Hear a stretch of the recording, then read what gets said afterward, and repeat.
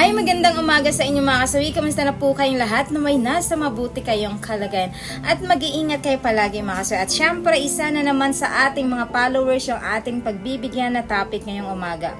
Paturo nga paano mag-move on sa isang babae na mahal mo tapos hindi na siya masaya sa'yo.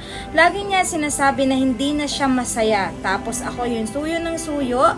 Lagi niya ako minumura. Anong gagawin po? Sana manotice po. So, ang ating sender ay isang lalaki mga kasawi na ibig sabihin niya ay lagi daw siyang minumura ng kanyang asawa ba to or GF?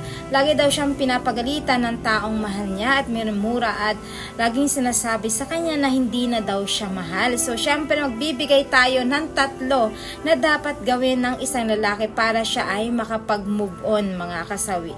Ang una natin na dapat gawin mga kasawi ay pakawalan mo na ang isang babae. Kapag kawan sa nagsalita ng isang babae ng ganito na hindi na siya masaya sa inyong relasyon, so ibig sabihin ay napipilitan na lang ang isang babae sa inyo na pakisamahan kayo. Kaya mas maganda na pakawalan mo na lang siya para hindi kayo parehas na nasasaktan. Kasi the more na pinipilit mo ang inyong sitwasyon na magiging okay kayong dalawa tapos siya ay pinipilit mo na maging okay kayo, pinipilit nyo na maging maayos ang inyong relasyon pero hindi pa rin ito nangyayari mga kasawi, lalo pang lumalayo ang loob sa'yo ng isang babae kapag once na pinupush mo pang maging okay ang inyong relasyon. Mas maganda na pakawalan mo para ikaw ay makapag-umpisa ka na sa sarili mo mga kasawi. Ayan yung ating una na dapat gawin. Ang pangalawa naman na dapat gawin mga kasawi ay kausapin mo ng maayos ang asawa mo. Ayan. Alam nyo ba mga kalalakihan ang teknik sa mga kababaihan na talagang hindi na sila masaya sa inyong relasyon? Alam mo, mas maganda na kausapin mo ng maayos ang isang babae. Tanungin mo kung bakit hindi na siya nagiging masaya sa inyong relasyon at hindi na siya nagiging masaya sa'yo at bakit palagi siyang galit dahil ba anong mga reason niya, kung ano ang sasabihin niya ay pakinggan mo ito para naman malaman mo kung ano ba talaga ang mga rason niya kung bakit siya hindi na masaya sa'yo mga kasawi. Alam nyo ba kung bakit? Minsan kasi kaya hindi nagiging masaya ang isang babae, baka naman napipigilan niya lang na hindi sabihin sa'yo na baka meron na talaga siyang ibang lalaki. Ang pangatlo na dapat gawin ay ipaalam mo sa kanyang pamilya, nanay at tatay niya. Ayan mga kasawi, kapag ang isang babae ay ganito yung sitwasyon na talagang hindi na kaya na talagang ayusin pa ang inyong relasyon, hindi na kayang maibabalik pa sa kagaya ng dati, kaysa ikaw yung mag-suffer mga kasawi na talagang araw-araw ka nasasaktan, araw-araw kang sumusuyo, mas magandang ibalik mo ng maayos ang asawa mo or GF mo sa kanyang magulang. Para naman aware yung magulang niya na ganito yung ginagawa ng anak niyang babae sa'yo. Kasi ang pangit naman na bibitawan mo ang isang babae tapos hindi mo ito pinaalam sa magulang niya mga kasawi. Kasi ang mangyayari baka ikaw pa yung babaliktarin ng isang babae na ikaw yung may babae tapos siya ay wala.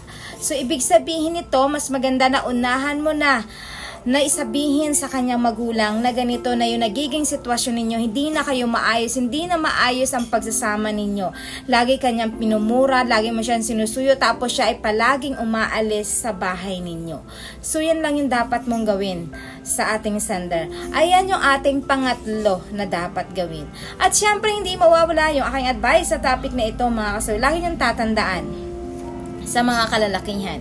Kapag ka ang babae, lahat ay gagawin, magtitiis yan sa isang lalaki kapag ka mahal pa niya ang isang lalaki. Pero ang isang babae, kapag ka ganito yung ginagawin niya or ginagawa sa inyo na minumura ka, pinapagalitan ka, kahit anong gawin mo ay mali para sa kanya. So ibig sabihin nito ay isa lang yan sa mga sign na ang minahal mong babae ay meron na siyang ibang mahal. Kaya ka, hindi na siya kontento sa'yo at higit sa lahat, kaya ganyan na yung ginagawa niya sa'yo dahil meron na talaga siyang ibang lalaki na hindi lang niya masabi sa'yo na direkta, kasi syempre malalaman mo na may lalaki na siya, mga kasawi.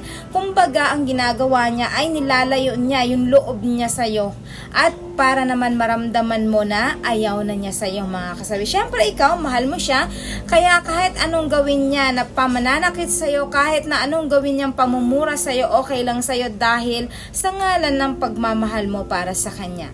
Kaya kung ako sa'yo, sender, ang gawin mo ay mas maganda na kausapin mo ng maayos yung asawa mo. Kung ano man ang magiging sagot niya, ay tanggapin mo ito ng maluwag para makapagsimula ka sa panibagong ikaw at bubuo na ikaw sa sarili mo.